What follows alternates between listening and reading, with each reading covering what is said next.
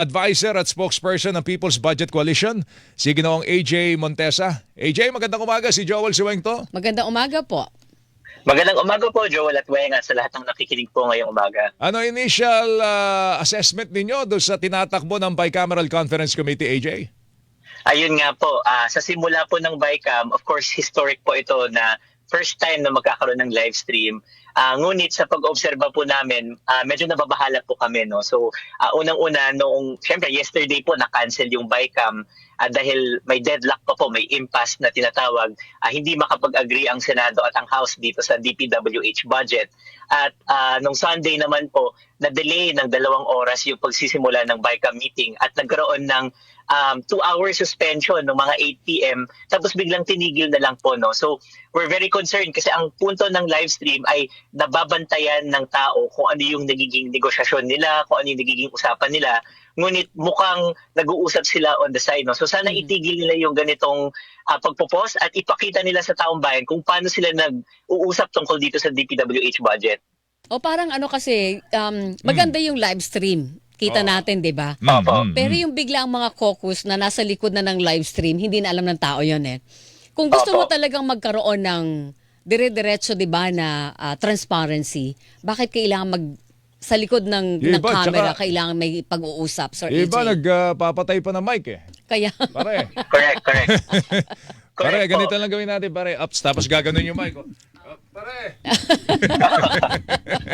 Totoo yan. Kala ka na naman niya sa dalawang kapulungan. Pero anong ine-expect ninyo ngayon, Sir AJ? Ngayon nakita nyo na yung unang sigwada ng BICAM na sinasabi nilang meron ng transparency protocols na sinusunod ang mga mambabatas. Yes, actually, yun nga po, kailangan po talaga i-acknowledge na first time po mangyari ito. Dati po yung BICAM, sikreto lang, may venue tapos sila lang nag-uusap. In fact, yung ibang senator or congressman, minsan nagugulat sila mismo na tapos na pala yung BICAM, ipapasay na lang sa kanila. Kaya yun yung narinig natin na ibang kwento. So good step po ito na nila-live stream po siya.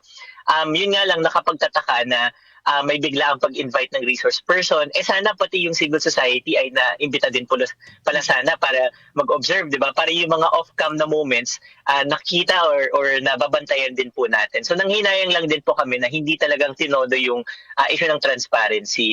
Kasi nga, si mismong Secretary Vince Dizon mismo ang umamin na zero na po ang tiwala ng taong bayan sa DPWH. So kung totoo po talaga yun, kung alam po nila yun, kailangan nilang ibalik, kailangan nilang i-earn ulit yung trust ng tao.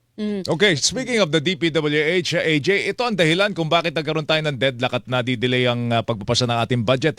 Yung issue ni Secretary Dizon doon sa, magkano yun, 54 billion almost. 54 billion na gusto niyang maibalik sa pondo ng DPWH. Meron ba kayong concern doon, AJ? Yes po. So yung 54 billion po na iyon, basically ang gusto po nila ay ibalik yung House version. No? So may proseso po yung budget.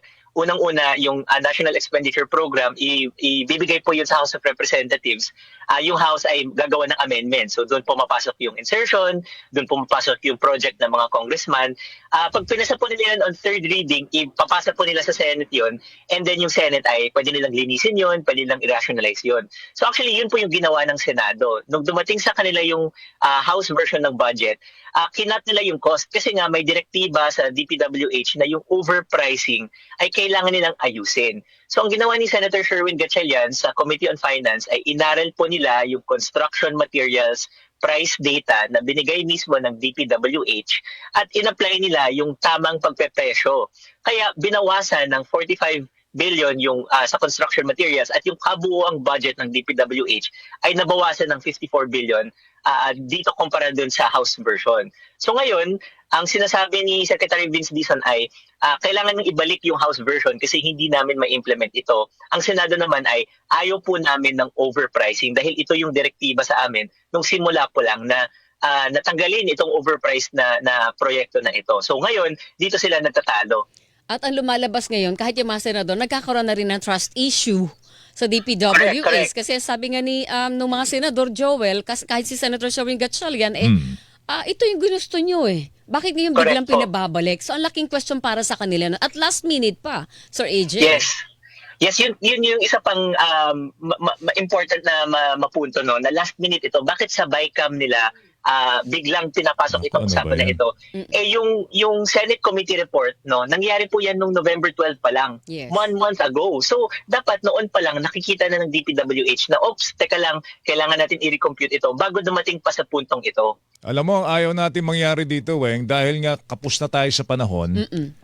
Sige, pagbibigyan na lang natin, di Oo, ba? parang okay na, lusot na Sige, natin. lusot na Oo. natin. Kesa naman magkaroon tayo ng Reenacted reenacted budget. budget. Reenacted budget. Di ba, yun ang ating iniiwasan dito. Baka, kako, ito'y isa sa mga, tawag dito, strategy. Ayoko na maisipin. Wag naman. Ano? Yes. Panlulokong lantaran na sa tao yun. Hindi na kung maganda yun, strategy ano, yan, ha? oo. Hindi naman strategy yan. Wag naman po. Masakit isipin. Pero eh. ano, Harap-harapan how na do you yun. view this, AJ? Itong last minute na parang intervention na ito from the DPWH. Pero totoo po yung sinabi ninyo, no. Dahil nga may threat na maging reenacted budget, ang schedule kasi ng Kongreso ay hanggang December 22 na lamang. So kailangan nilang i-ratify ito before December 22 para may panahon pa ang Pangulo na aralin ito at i-veto yung mga items. Although So, nag-extend totoo po sila yun. nag-extend sila ngayon ng session nila eh. Nagbago sila ng calendar, 'di ba? Dahil nga dito sa bicameral conference, Sir AJ.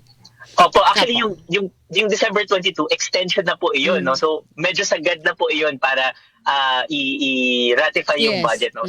Pero ito nga yung nangyayari, nagmumukhang hino-hostage ng House of Representatives ang budget hangga't mabigay sa kanila yung DPWH. Pero si Vince Dizon na mismo ang nagsabi na kung ito yung wisdom ng Senado, syempre magko-concede siya kasi nga role po yun ng Senate at ng BICAM. So sana sa civil society, we are calling na mag-agree na lang po sila sa Senate version dahil nawala na po ng tiwala eh. Ito yung mas nalinis na version na na-consult sa civil society. So sa tingin po namin, mas maayos po yung Senate version.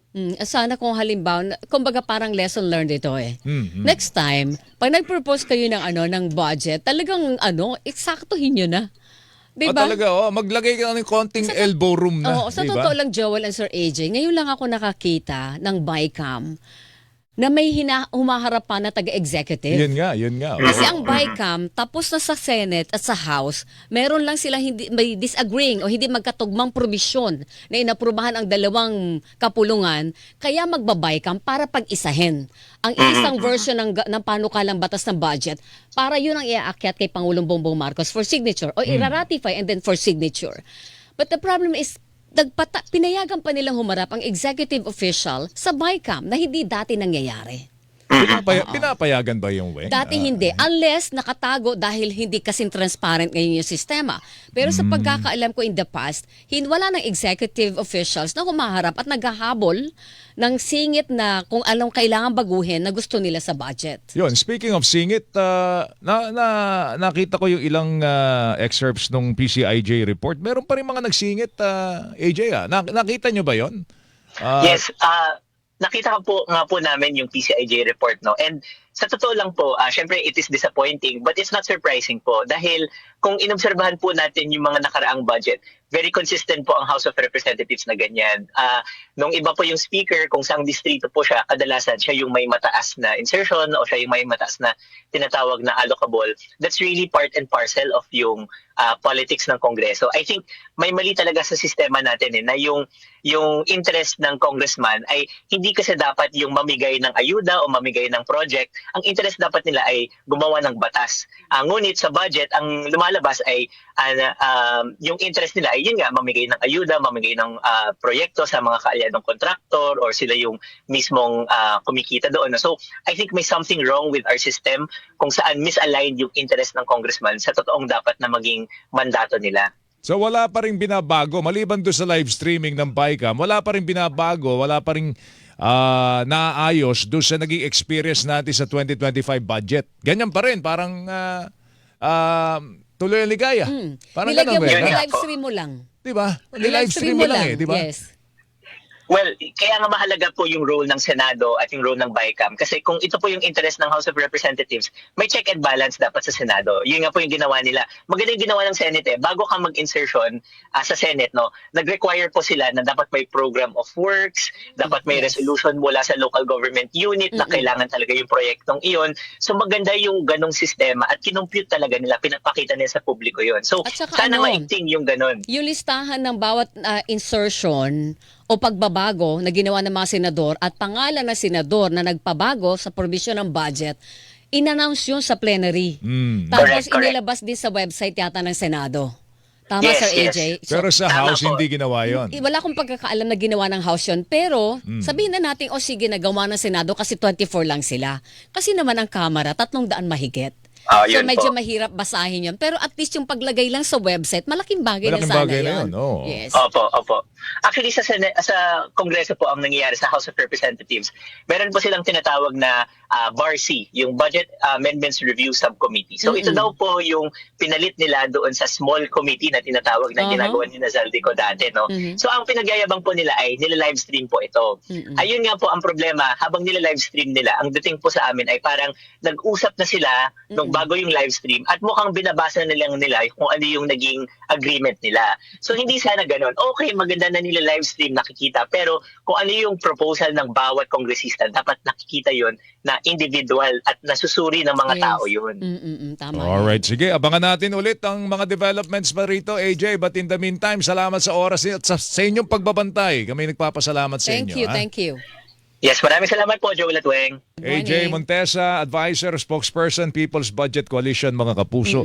Kakantahan ko na. Hilingan, walang pinoprotektahan.